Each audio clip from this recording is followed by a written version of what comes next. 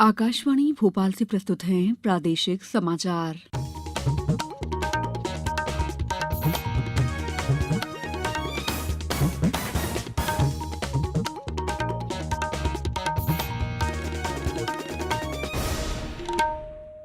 नमस्कार, समाचारों के साथ मैं दीपा सिंह। पहले एक अपील। कोरोना वायरस के नए स्वरूप ओमिक्रॉन से चिंताएं बढ़ी हैं। श्रोताओं से अपील है कि वे सतर्क रहें और पूर्ण टीकाकरण कराएं। 15 से 18 वर्ष के किशोरों और अन्य लोगों के टीकाकरण में भी मदद करें। सुरक्षित रहने के लिए कृपया इन 3 आसान उपायों का पालन अवश्य करें। मास्क लगाएं, 2 गज की सुरक्षित दूरी बनाए रखें, हाथ और चेहरा साफ रखें। कोविड संबंधी किसी भी जानकारी और मार्गदर्शन के लिए राष्ट्रीय हेल्पलाइन नंबर 01123978046 और 1075 पर संपर्क करें। सबसे पहले मुख्य समाचार। प्रधानमंत्री नरेंद्र मोदी आज शिक्षा और कौशल क्षेत्र पर आयोजित वेबिनार को संबोधित करेंगे। कर्मचारी भविष्य निधि संगठन से पिछले साल की तुलना में 2 लाख से ज्यादा अंशधारक जुड़े। सिवनी में आज से शुरू हो रहा है मड़ई उत्सव और भारत ने वेस्टइंडीज को तीसरे और अंतिम 2020 क्रिकेट मैच में 17 रनों से हराकर श्रृंखला जीती। अब समाचार विस्तार से। प्रधानमंत्री नरेंद्र मोदी आज शिक्षा और कौशल क्षेत्र पर आयोजित वेबिनार के पूर्ण सत्र को संबोधित करेंगे। शिक्षा मंत्रालय केंद्रीय बजट 2022 की घोषणाएं लागू करने के बारे में इस विचार मंथन वेबिनार का आयोजन कर रहा है। इस वेबिनार का उद्देश्य सरकारी और निजी क्षेत्र, शिक्षा तथा उद्योग क्षेत्र के विशेषज्ञों के साथ विचार मंथन करते हुए विभिन्न क्षेत्रों से संबंधित मुद्दों के कार्यान्वयन की दिशा में आगे बढ़ने के लिए कार्यनीतियों की पहचान करना है। चुनिंदा विषयों पर 7 समानांतर सत्र आयोजित किए जा रहे हैं। वेबिनार के कुछ विषय हैं विश्व स्तर की उच्चतर शिक्षा के लिए डिजिटल विश्वविद्यालय, डिजिटल शिक्षक, एक कक्षा एक डिजिटल माध्यम की व्यापक पहुंच और उद्योग कौशल के संयोजन का मजबूती से पोषण। वेबिनार में विभिन्न मंत्रालयों और राज्य सरकारों के अधिकारी, उद्योगों के प्रतिनिधि, कौशल विकास संगठन, शिक्षाविद, विद्यार्थी और अन्य विशेषज्ञ भाग ले रहे हैं। कर्मचारी भविष्य निधि संगठन ईपीएफओ के अंतिम आंकड़ों में बताया गया है कि दिसंबर 2021 के दौरान संगठन से 14,60,000 अंशधारक जुड़े हैं। पिछले साल की तुलना में अंशधारकों की संख्या लगभग 2 लाख बढ़ी है। दिसंबर 2020 संगठन से 12,54,000 अंशधारक जोड़े गए थे। केंद्रीय श्रम और रोजगार मंत्रालय की एक विज्ञप्ति में कहा गया है कि कुल 14,60,000 अंशधारकों में से 9,11,000 नए अंशधारक हैं। शेष 5,49,000 अंशधारक संगठन से दोबारा जुड़े हैं। आंकड़ों के अनुसार पिछले साल जुलाई से ईपीएफओ को छोड़ने वाले अंशधारकों की संख्या लगातार घट रही है। ईपीएफओ अंशधारकों को सेवानिवृत्ति पर भविष्य निधि और परिवार पेंशन उपलब्ध कराता है। अंशधारक की असामयिक मृत्यु होने पर ईपीएफओ उसके परिजनों को बीमा लाभ भी देता है। वाणिज्य और उद्योग मंत्री पीयूष गोयल ने वाणिज्य विभाग को भविष्य के लिए सुदृढ़ करने और इसके पुनर्गठन पर केंद्रित एक बैठक की अध्यक्षता की। विभाग को मजबूत करने से आवश्यक परिवेश सृजित होने की संभावना है, जिससे वर्ष 2027 तक $2,000 अरब के निर्यात का लक्ष्य हासिल किया जा सके।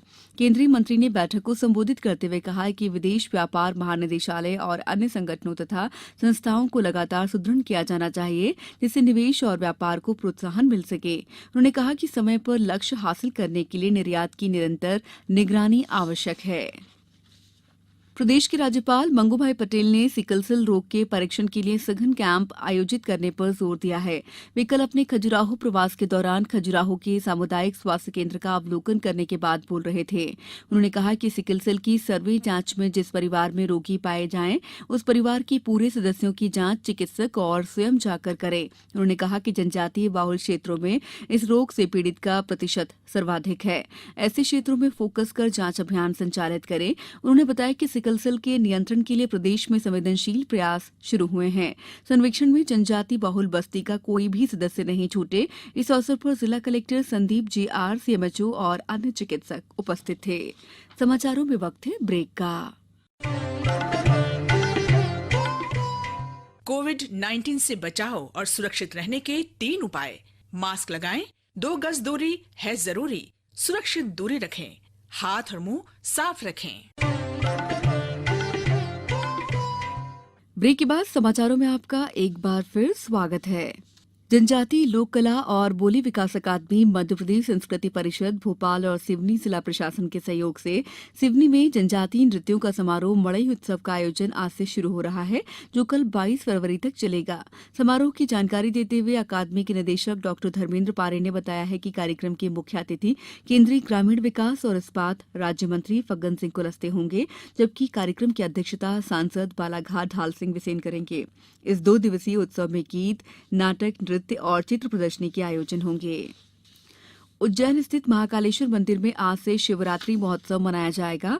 ये 1 मार्च तक चलेगा। कोरोना प्रतिबंधों के चलते 2 साल से ये उत्सव बगैर श्रद्धालुओं के मनाया गया। इस महोत्सव के दौरान भगवान महाकाल दूल्हा बनेंगे। 9 दिनों तक चलने वाले इस महोत्सव में अवंतिका नाथ के विभिन्न रूपों में उनका श्रृंगार किया जाएगा। इस दौरान उज्जैन में दीप जलाए जाएंगे। भारत ने कोलकाता के ईडन गार्डन्स में तीसरे और अंतिम T20 क्रिकेट मैच में वेस्टइंडीज को 17 रन से हराकर 3-0 से श्रृंखला जीत ली है।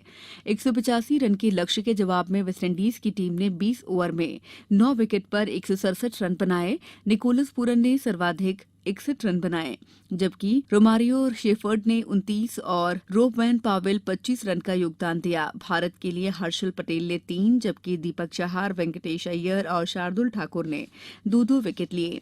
भारत ने पहली बल्लेबाजी के लिए बुलाए जाने पर 20 ओवर में 5 विकेट पर 184 रन बनाए। सूर्य कुमार यादव और वेंकटेश्वर अय्यर ने 5वें विकेट के लिए 91 रन जोड़े। सूर्य कुमार ने 31 गेंद में 65 रन की तेज पारी खेली। वेंकटेश ने नाबाद 35 रन बनाए। सूर्य कुमार यादव को प्लेयर ऑफ द मैच और प्लेयर ऑफ द सीरीज चुना गया। भारत ने 2023 में अंतर्राष्ट्रीय ओलंपिक समिति के सत्र की मेजबानी हासिल कर ली है।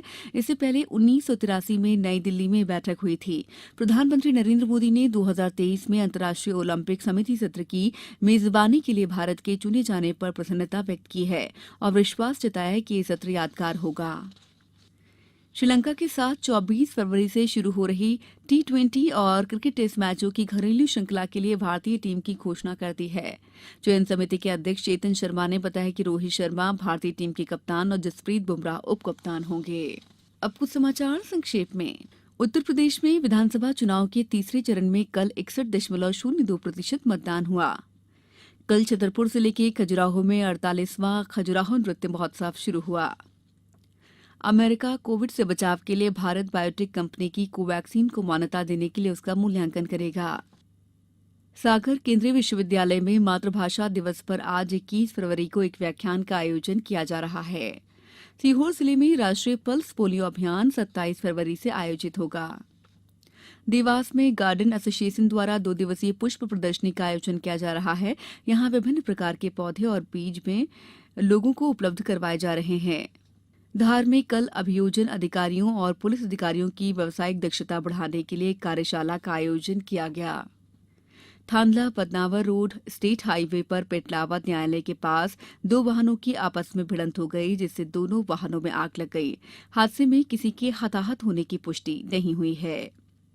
छिंदवाड़ा कलेक्टर सौरभ कुमार सुमन ने सीएम हेल्पलाइन शिकायतों के निराकरण पर विशेष जोर दिया है। मुरैना के पोरसा के ग्राम धर्मगढ़ में कल स्वास्थ्य शिविर लगाया गया। इस बुलेटिन में फिलहाल इतना ही। अंत में एक अपील, मास्क और 2 गज की दूरी, हाथ धोना भी है जरूरी। नमस्कार।